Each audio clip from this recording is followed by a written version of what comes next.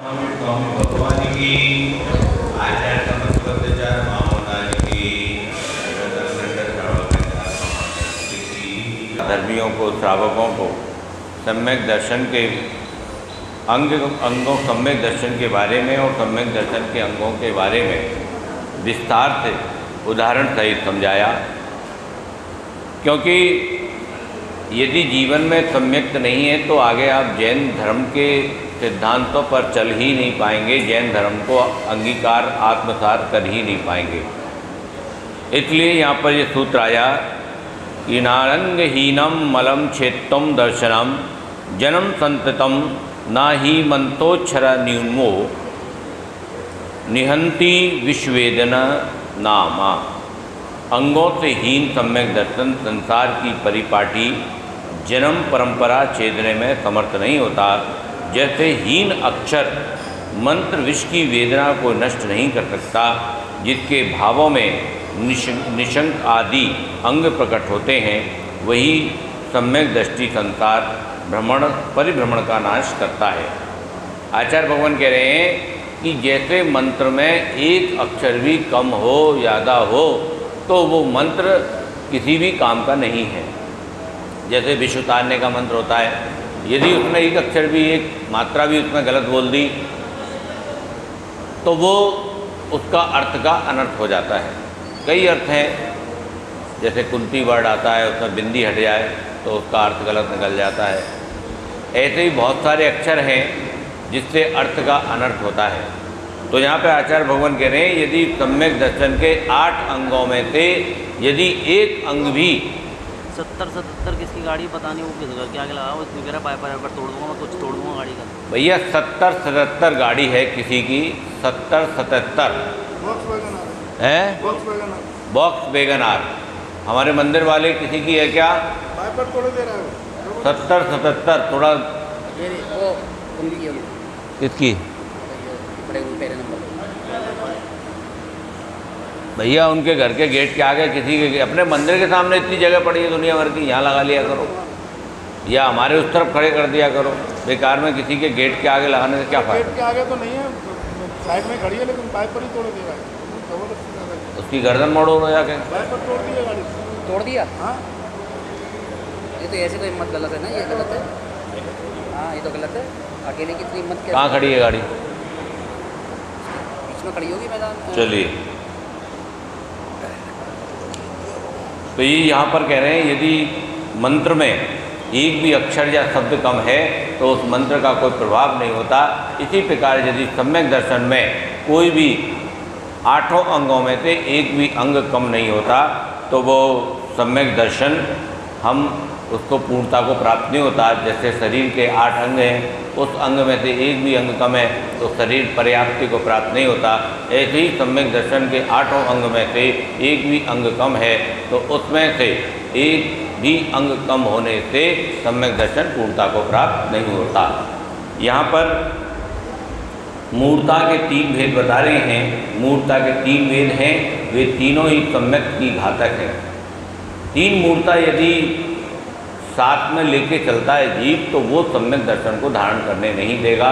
अतः तीनों प्रकार की मूर्ताओं का स्वरूप जानकर सम्यक दर्शन को शुद्ध करना उचित है। अब लोक मूर्ता का स्वरूप कहने वाला श्लोक कहते हैं। पहले उन्होंने 2 मूर्ता बता दी, देव मूर्ता और गुरु मूर्ता। यहाँ पर लोक मूर्ता को बता रहे हैं कि आपका सागर स्नान मुच्चय सिकताश्य नामः गिरिपातो अग्निपातश्य लोक मूढ़म निगद्धते। जो लौकिक मिथ्याधर्मी लोग हैं उनका आचरण देखकर जो नदी में स्नान करने में धर्म मानते हैं, समुद्र में स्नान करने में धर्म मानते हैं, रेत का ढेर पाषाण का ढेर करने में धर्म मानते हैं, पर्वत से गिर पड़ने में धर्म मानते हैं, अग्नि में गिर पड़ने में धर्म मानते हैं, उसे लोक मूर्ता कहते हैं। और सम्यक दर्शन लोक मूर्ता रहित होना चाहिए। ये सब चीज़ें जो सोचते हैं कि फलानी नदी में नहाने से पाप दूर हो जाते हैं, फलाने समुंदर में नहाने से पाप दूर हो जाते हैं, ऐसा कभी 3 काल में 3 लोक में संभव नहीं। कभी भी ऐसा नहीं होता। व्यक्ति कर्म के अनुसार अपने फल भोगता है। कोई भी बाह्य निमित्त किसी के कर्मों को मिटाने में समर्थ नहीं है। यदि हमने कोई भी अशुभ अशुभ कार्य किए हैं तो उसका फल हमें भोगना पड़ेगा। तीर्थंकर भी उसको मिटाने में समर्थ नहीं है, ऐसा यहाँ पर उन्होंने बताया गया। यहाँ मिथ्यात्व के उदय से देश काल के भेद से लौकिक अज्ञानी परमार्थ रहित लोग अनेक प्रकार की प्रवृत्ति करने, अपने को धर्म होना, पवित्र होना, लाभ होना, वियोग नहीं होना, दीर्घ जीवन मिलना आदि मानते हैं। उस लोक मूर्खता को प्रकट अज्ञान जान करके उसका त्याग करके सम्यक स्वभाव की विशुद्धता करनी चाहिए। बहुत से लोग आपने देखा होगा पीपल आदि को पूजते हैं, कुआं को पूजते हैं, तालाबों को पूजते हैं, उसके पीछे दूसरा लॉजिक होता था। इसके जब हमने ऐसे जानकारी करी, भाई पूछते तो हैं लेकिन क्यों पूछते हैं, तो वो कोई साधारण नहीं होता था। जैसे बहुत सारे पहले परंपरा थी, गांव से बाहर कूड़े के ढेर लगते थे, भूरे के ढेर बोलते थे उनको, वो उनकी भी पूजा करते थे। कारण क्या होता था, उसके पीछे उनका दूसरा उद्देश्य होता था कि वो उससे खाद बनाते थे, खाद को खेत में डालते थे। ऐसे ही कुआं जो होता था वो जीवनदायिनी होता था। पहले कुएं जो थे वो गांव में कुआं जीवनदायिनी हुआ करता था।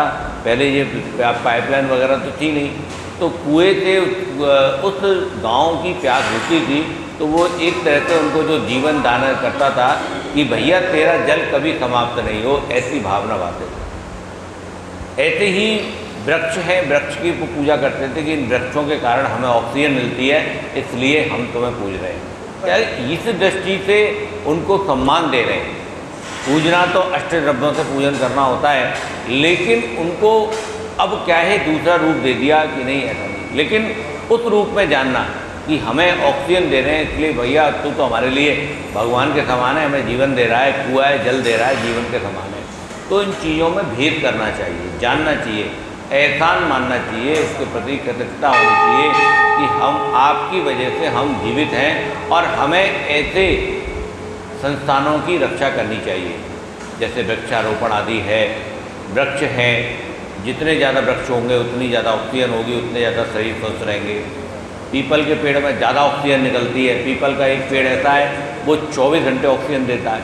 तो ऐसे उसके पीछे लॉजिक क्या है उसको जानना चाहिए। तो हमारी भावना उसमें ऐसी होनी चाहिए कि ये हम इसलिए इसकी सेवा श्रद्धा कर रहे हैं कि ये जीवनदायिनी है, संसार में जो जीव हैं उनको जीवित रखने में सहायक है। लेकिन देवताओं से उनकी तुलना नहीं करनी चाहिए। जो तीर्थंकर हैं वो अलग हैं और ये इस तरह की जो व्यवस्थाएं हैं वो हमारे लिए सहयोगी हैं, हमारे जीवन जीने में सहयोगी हैं, ऐसा मानकर उनका श्रद्धान करना चाहिए। इतना भेद यदि हमारे जीवन में आ जाएगा तो सम्यक दर्शन की राह पर हम लोग चल पड़ेंगे। यहाँ कितने ही एकांती लोग हैं वे स्नान करके अपने को पवित्र मानते हैं। अतः ज्ञानियों को आगम ज्ञान पूर्वक विचार करना चाहिए कि जो आत्मा है वो अमूर्तिक है, उस तक तो स्नान पहुँचता ही नहीं है, और जो शरीर है वो महा अपवित्र है। यदि पूरा समुद्र भी उड़ेल दिया जाए तो भी ये पवित्र होने वाला नहीं है।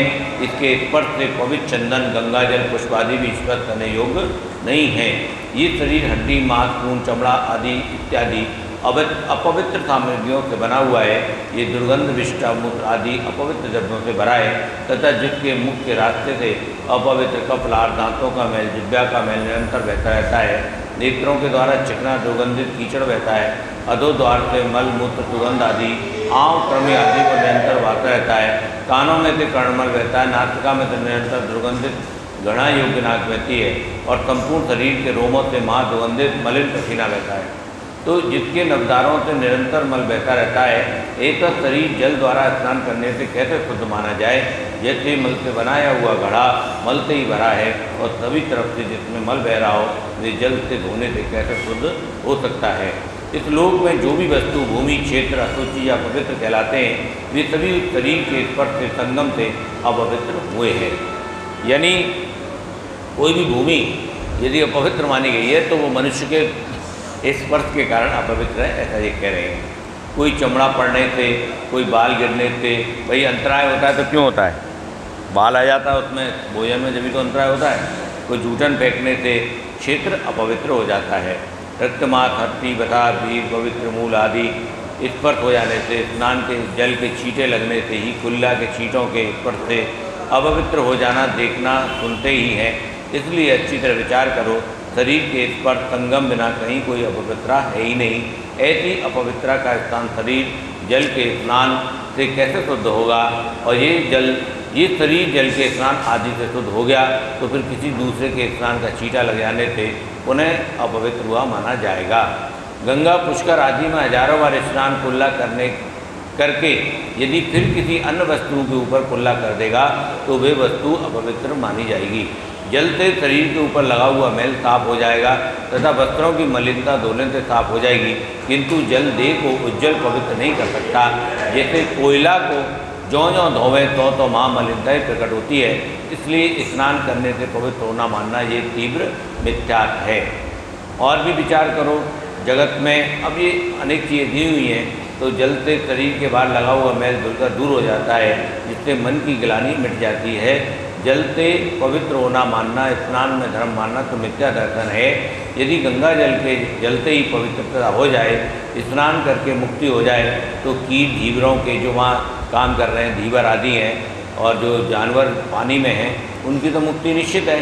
अन्न दान पूजा फल सभी निष्फल हो गए। मिथ्यात्व के प्रभाव से सब लोग विपरीत सिद्धानी हो रहे हैं। जो 8 प्रकार की लौकिक सूची कही गई है वो व्यवहार, आचार, कुलाचल को उज्जवल करने में समर्थ है, परंतु शरीर को पवित्र नहीं कर सकती। श्री राजवर्षी जी ने असुचि भावना में कहा है, ये तो मन में आप स्वयं ने ग्लानि मान रखी है। जो इस संकल्प से दूर कर लेता है, मैंने तो स्नान कर लिया। बोली शांतिनाथ भगवान की जय हो। यवणी के ज्ञान से पूजय लोकालो, ओ वाणी मंत्र तदा देखूं लोग।